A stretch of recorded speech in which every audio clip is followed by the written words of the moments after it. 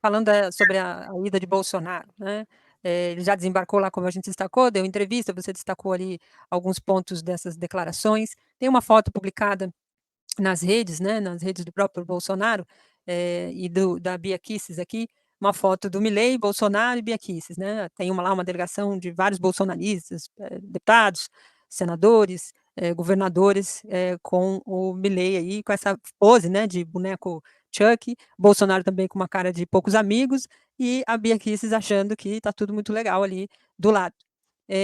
Essa ida do Bolsonaro, a convite do próprio Milei, fez aí, elevar um pouco o clima de tensão entre Brasil e Argentina. A Argentina foi lá, mandou sua futura ministra de Relações Exteriores, trouxe uma carta para o Lula, mas uma carta muito protocolar, e havia ali a especulação se Lula deveria ir ou não, se iria ou não, e aí oficialmente se confirmou que o presidente não irá. Você acha que acertou nessa não ida? O envio do ministro das Relações Exteriores está adequado? Como é que você vê também essa relação, como vai ficar essa relação Brasil e Argentina, hein? Bom, a grande notícia do Brasil nessa posse é que o Lula não vai. É óbvio, né? Bom, Brasil e Argentina sempre tiveram relações muito estreitas. A primeira viagem de um novo presidente era para outro país. O próprio Milei foi aos Estados Unidos, não veio ao Brasil, mas depois mandou a Ministra das Relações Exteriores tentando convencer o Lula a estar na posse. Com certeza está certo o Lula, né? Em primeiro lugar, porque ele foi xingado com os mesmos adjetivos que a extrema-direita brasileira usa em relação ao Lula, né? Em segundo lugar, é que é o mais baixo perfil de posse de um presidente argentino. Quem vai estar lá? Paraguai, Uruguai, Chile, em termos de América Latina.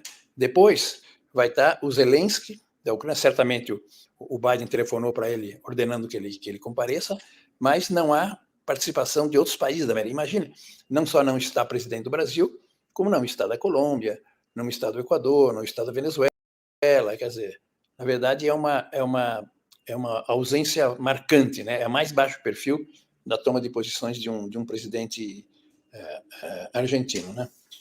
E personagens como Zelensky, por exemplo, ou outros dessa ordem, não significam nada, né? É um pária em termos internacionais. Eu tenho a impressão que agora apareceu a notícia que o presidente do Equador talvez aparecesse também, eu não tenho confirmação disso.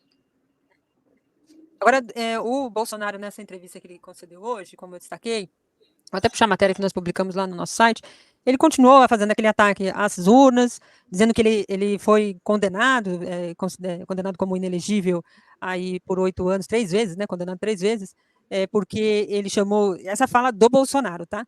Sem nenhuma contestação, inclusive, do jornalista que o entrevistava. Ele disse que foi condenado porque reuniu os embaixadores e comprovou, essa foi a palavra que ele usou, comprovou que as urnas poderiam ser fraudadas.